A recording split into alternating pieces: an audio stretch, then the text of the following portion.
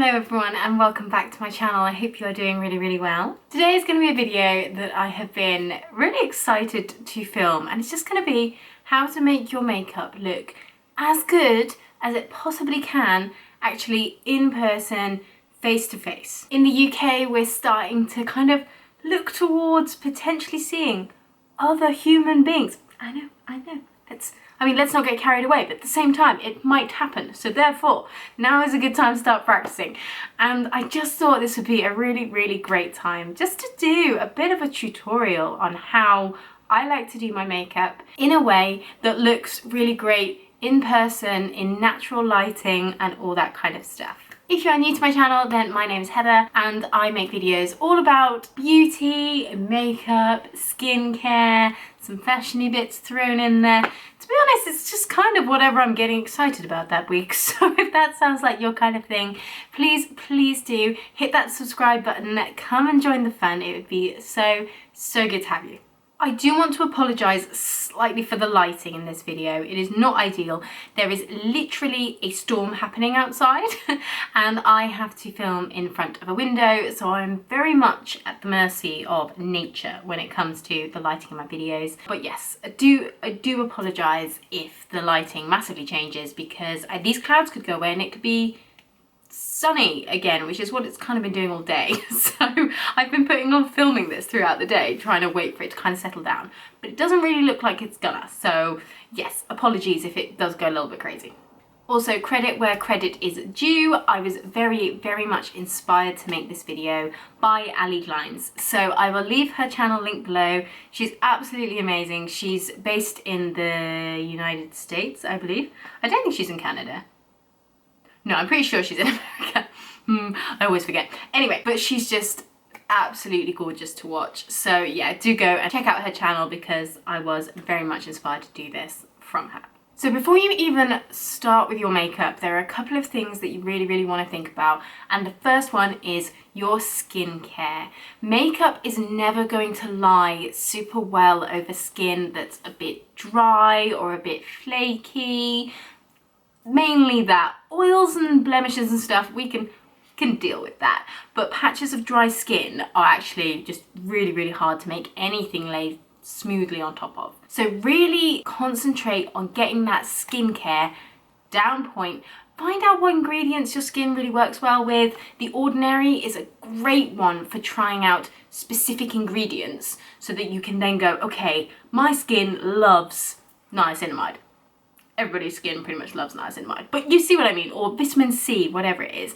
It can be a really good one just to try them out. So use this time in between kind of being stuck at home all the time, but also maybe one day touching the outside world. It's going to be a beautiful moment. Then check out some of their products because it's really helpful. But just think about the canvas that you are putting your makeup on top of. The other thing you want to think about is that you look your best when you feel your best. So what are your favorite features on your face? Do you really love your eyes? Do you really want to play them up? Do you love the natural color of your lips? If so, grab a lip balm or just a little tinted lip balm or something, pop that on and you're good to go. Really look at your face and be like, what do I like about it? Because there will be something, I promise you. And it can also be quite a nice thing to be like, oh, I actually really like this about myself, and that's okay, right? We're here to have fun. So find the feature that you really love on your face and play into that. And then last little tip before I promise we'll actually get our hands on some makeup is to do your makeup in natural lighting. This can be an absolute game changer because you've heard people say it before. You do your makeup in artificial lighting, then you go outside, all of a sudden your foundation's not matching your neck. Stuff like that can so easily be avoided by just doing your makeup in front of a window, somewhere in your house. Doesn't have to be your bedroom if it doesn't have the best lighting. Find your little spot and stick to it. But natural lighting is also very helpful. All right, enough of the chatting, let's get into it. So I always do my eyes first. This is also a bit of a time saver because if anything goes wrong with your eye makeup, you can always just wipe it off, start again, you're all good. Whereas if you've done your whole base first and then you sneeze whilst putting on your mascara and it goes all over the bottom of your eye. So first step is eye primer. Don't use concealer as your eyelid primer because it will crease. Concealer is not really designed to go on your eyelids, okay? Your eyelid skin is really, really thin. It's also very oily. So just bear that in mind, and concealer is not going to do it for you, okay? So make sure you get yourself an eye primer. Now, the two that I really, really like are the H&M Eye Fidelity Primer and then the Urban Decay Primer Potion, and I have this one in the Eden shade. So here are the two swatched on my hands. Now, number one, you can see a massive colour difference. This is the Primer Potion in Eden. You can see it has a much more full coverage base to it. So if you like something with a bit of coverage and maybe you're used to using concealer, this could be a really, really good one to go for. And then you've got the Eye Fidelity Primer from H&M here. It's much sheerer, that's a word, and much more lightweight. I prefer this one for everyday use, but if I'm doing something a bit more glam, I will go with the Primer Potion. Okay, I've zoomed you in a little bit so that hopefully you can see a little bit more what I'm talking about. So obviously these are my eyes with nothing on whatsoever, and because today we're going to be doing a very kind of natural, everyday kind of a look, I am going to go for the Eye Fidelity Primer, which I'm sorry, because I do know that I use this like every single time, but I just haven't really done a particularly glam look lately. So if you would like to see me do a bit more of a glam look, then let me know. I can absolutely do that for you. I just feel at the moment, whilst it's fun to do, none of us are going anywhere. So doing a glam eye look just sort of feels a bit, I don't know, rubbing salt in the wound maybe. But let me know if you want me to do a more glam look. I am more than happy to. So I'm just popping that all over my eyelid. Make sure you really get it into the inner corner of your eye. And there you go. You can see it's just cancelled out a little bit of the discoloration that I had on my lids, but it hasn't completely wiped everything out. Apologies if anything has changed. I had to go away and stop filming for a second, but I'm back now. I am going to be using my I Built This palette. I don't really know what to call it. So I'm going to get that Peach Smoothie shade on a big fluffy brush and literally just whack this pretty much all over my eyelid. And I do bring this up a little bit higher into my eyebrow as well. Apologies, I thought I'd zoomed you in the same amount, but I really hadn't. This shade is just my skin tone, but better kind of a shade. Now, the one thing I will say with eyeshadow is that your tools make all the difference. Get yourself a good fluffy eyeshadow blending brush. This one is from Sigma. You do not have to go more high-end. Sigma brushes are on the pricier side. Elf do some amazing ones that I want to pick up some more of. But I would absolutely check them out if you are wanting to get some good quality brushes for not too much money. When it comes to things like your base makeup, particularly if you're using all cream products, you can absolutely just use your fingers, use your hands, use the tools God gave you, and just go for it. But when it comes to eyeshadow, you're really not going to get the same effect with your fingers as you would with a brush, particularly matte eyeshadow. Shimmers, sometimes they come off best when you do use your fingers, but for matte eyeshadow, big fluffy blending brush, all good. And I'm actually just going to use the same brush for everything. But blend, blend, blend, blend, blend. Blend everything longer than you think you need to. Okay, so next up, I'm going to go for this more kind of medium toned brown, and this is the shade Frappe, again from Makeup Geek. And I'm just going to get this a little bit more carefully on the tip of my brush, tap off any excess, and then I'm just going to pop this on the outer sort of third to a half of my eye, and then again blend that through the crease. What this is doing is just giving your eye that little tiny bit more dimension.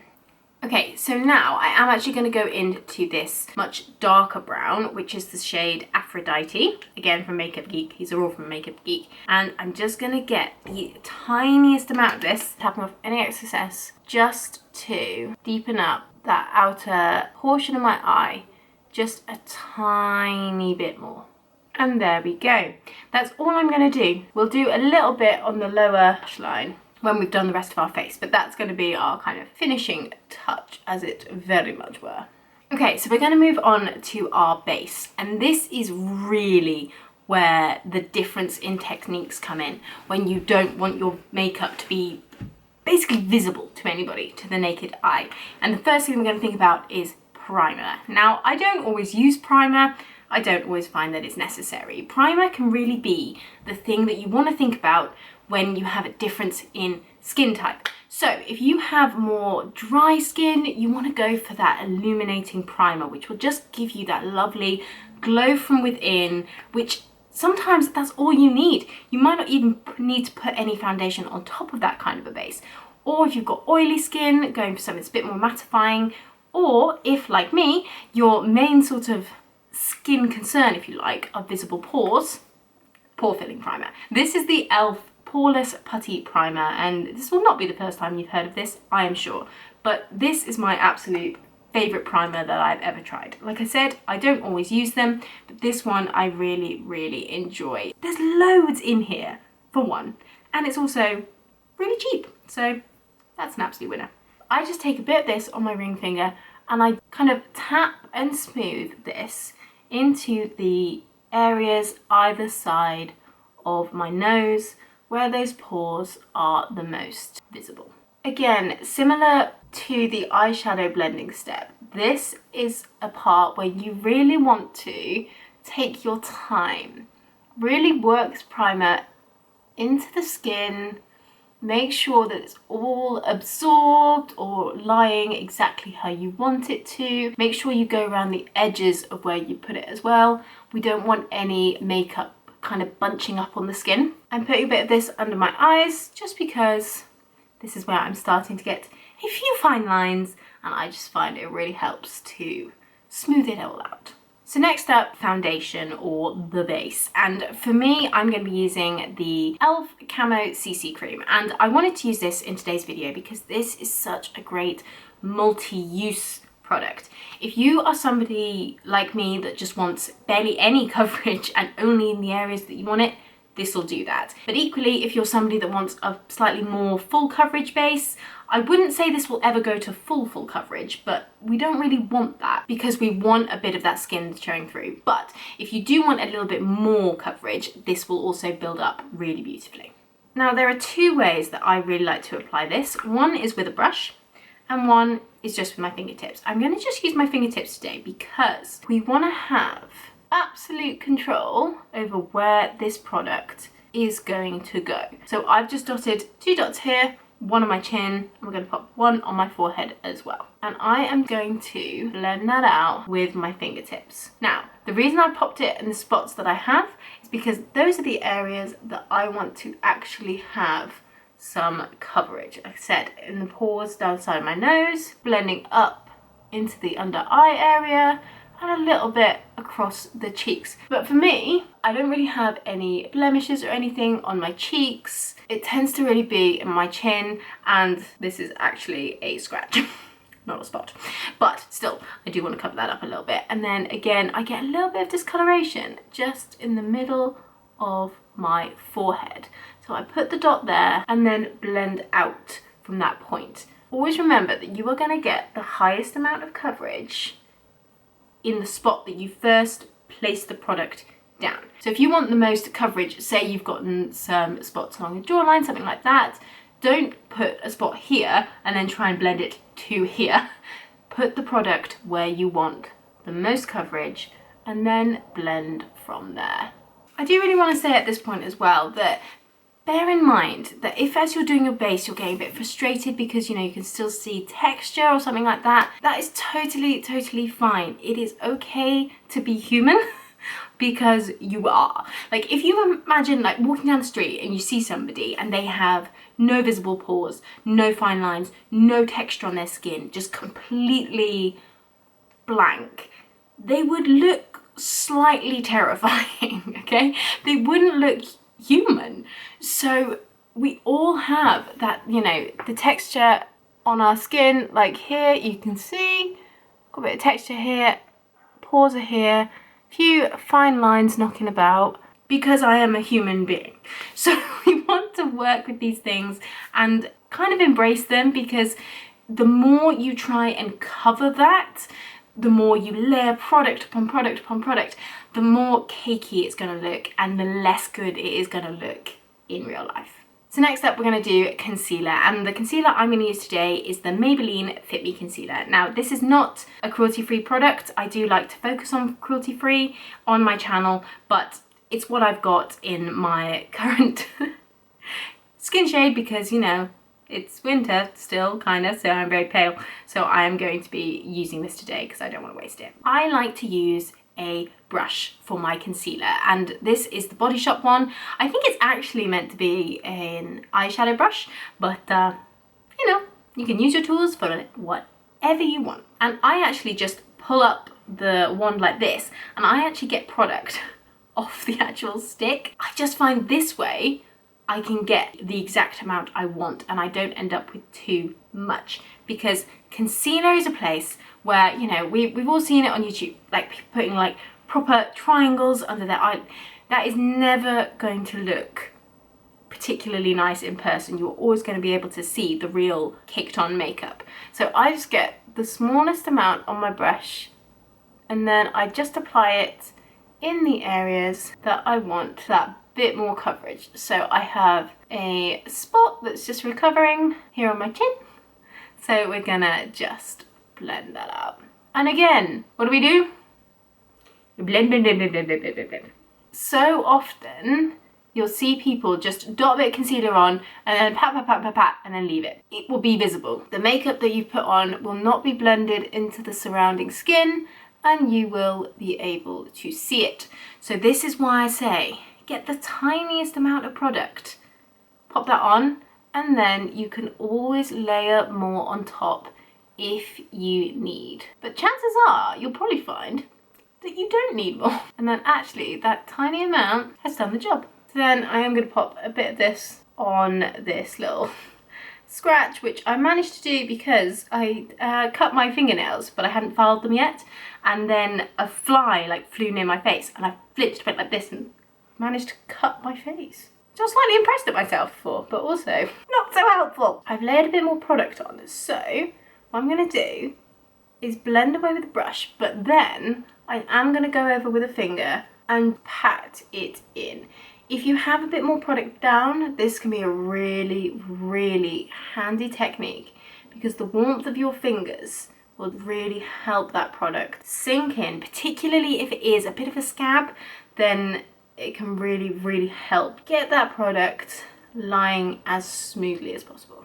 And that's where I'm going to leave it. It hasn't disappeared completely, but I've taken away any of the redness. So I'm happy with that.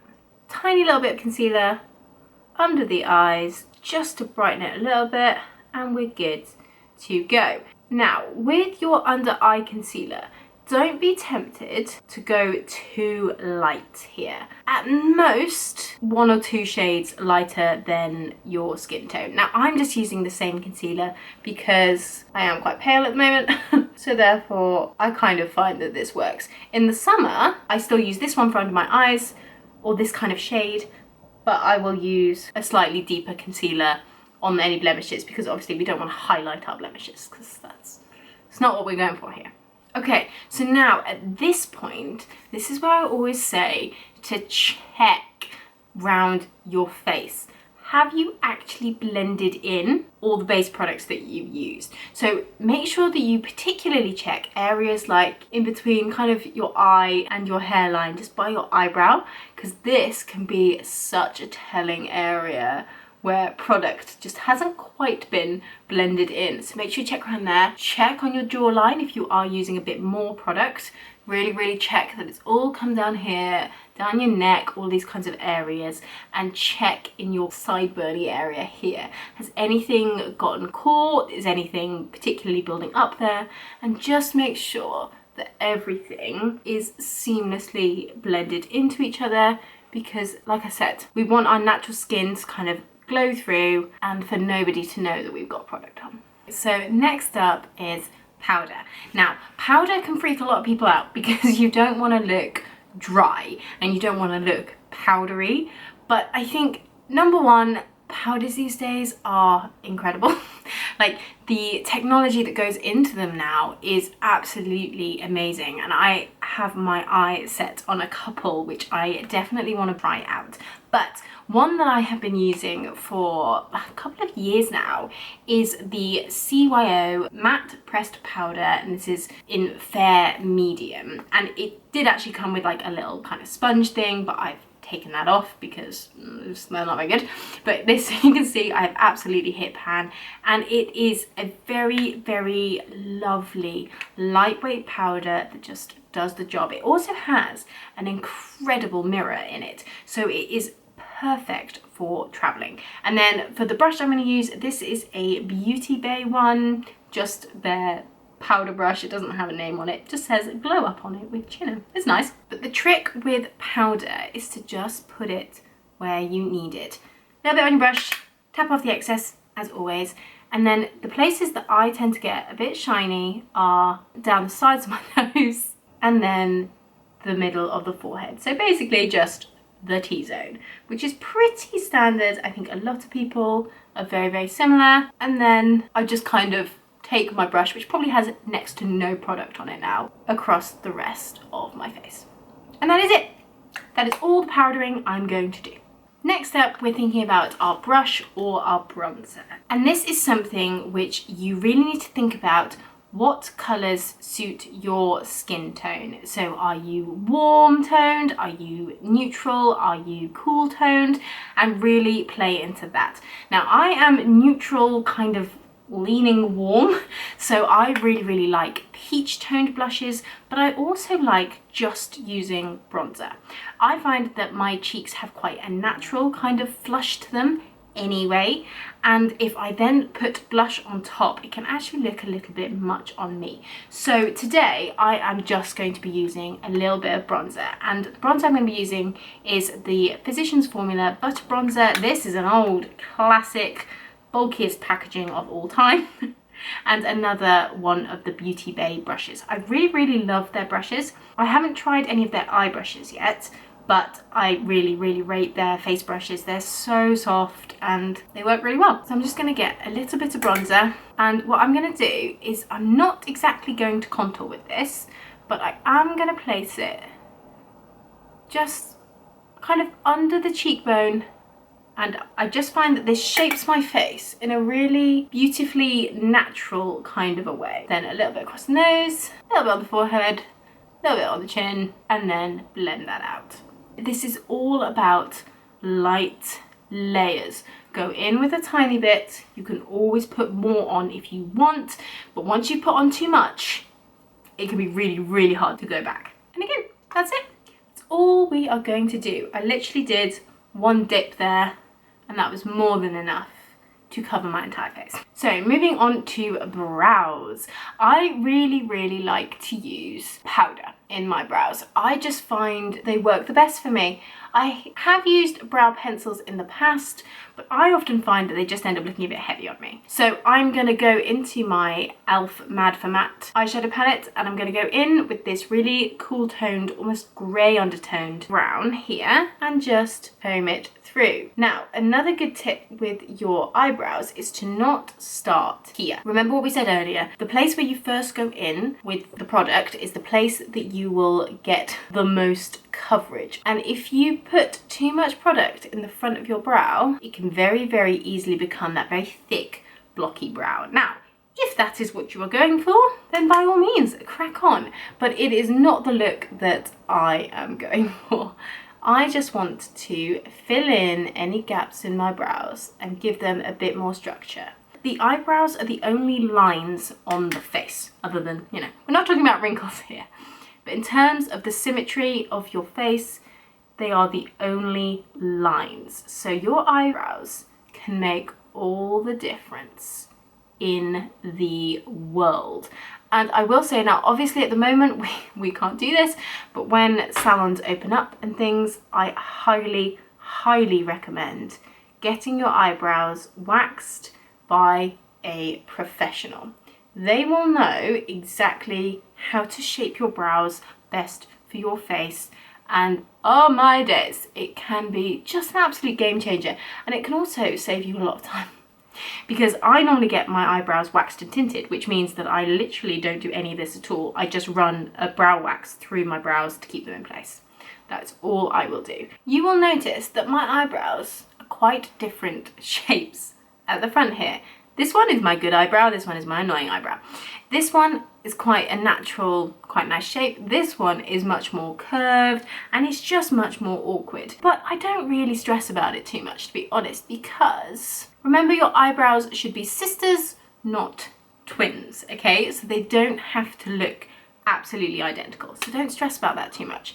You want them to look nice and natural. Okay, so that's as much powder as I'm going to put on. So now I'm going to run through them with a brow gel. Now, my favourite brow gel is the Glossier Boy Brow, but I have sadly run out of that. So I am using my backup dupe, which is the Lacura brow gel, and this is in the shade Medium. I do slightly prefer the Glossier Boy Brow purely because I slightly prefer the colour of it.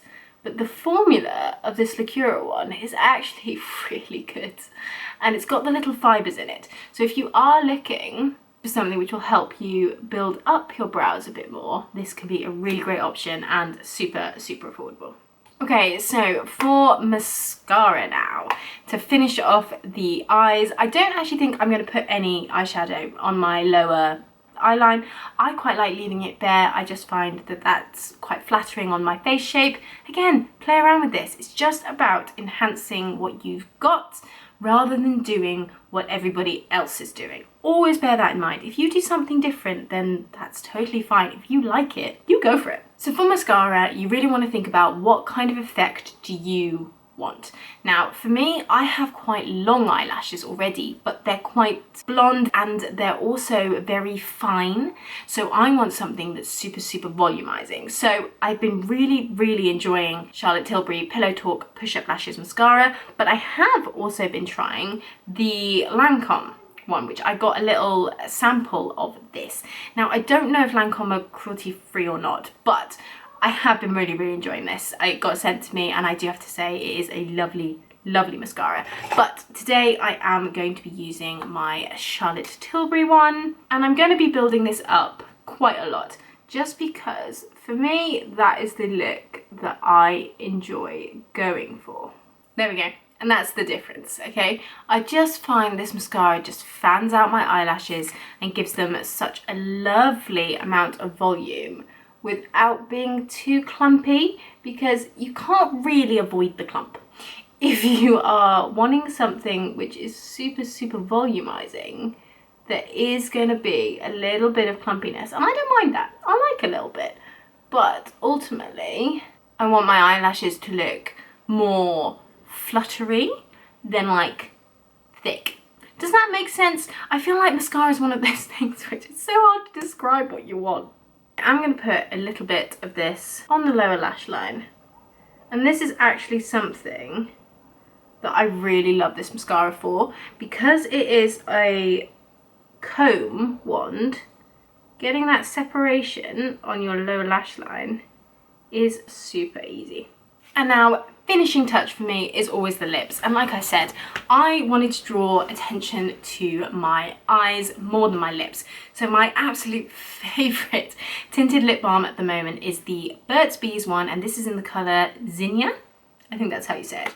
And it's just this really gorgeous kind of pinky, orangey toned pinky colour. And I just find for me, it's that perfect little kiss of something on the lips without being a lipstick, because quite frankly, lipstick is too high maintenance for me.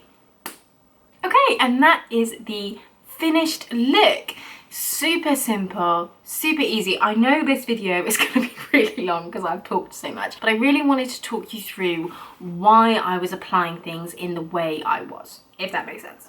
So the last little kind of tip I have for you in how to make your makeup look so good in person is to think about what you're going to need to take with you during the day. For example, if you're a bit oily, have some blotting sheets, have some powder in your bag that you can just touch up with. Take your lipstick with you. Take a little eyebrow gel that you can just run through your brows if any have gone astray. Anything like that. A little mini setting spray, all that kind of thing. Think about what you want from your makeup for the entire day and take that item with you just so that you can top it up, and you'll find that your makeup looks fabulous right up in people's faces when we can hug them, talk to them, kiss everybody. I mean, maybe don't kiss everybody, that might be a bit far. But for when those days are back upon us, we can absolutely look our best, which is always nice. If you have gotten to the end of this video, number one, congratulations, you have been in for the long haul, but leave me a little lipstick emoji in your comments. It would be so cool to see that you've made it this far. And please do like this video, subscribe to my channel to see more from me, and I will see you next Friday. Bye guys. And I just dropped one of the other ones.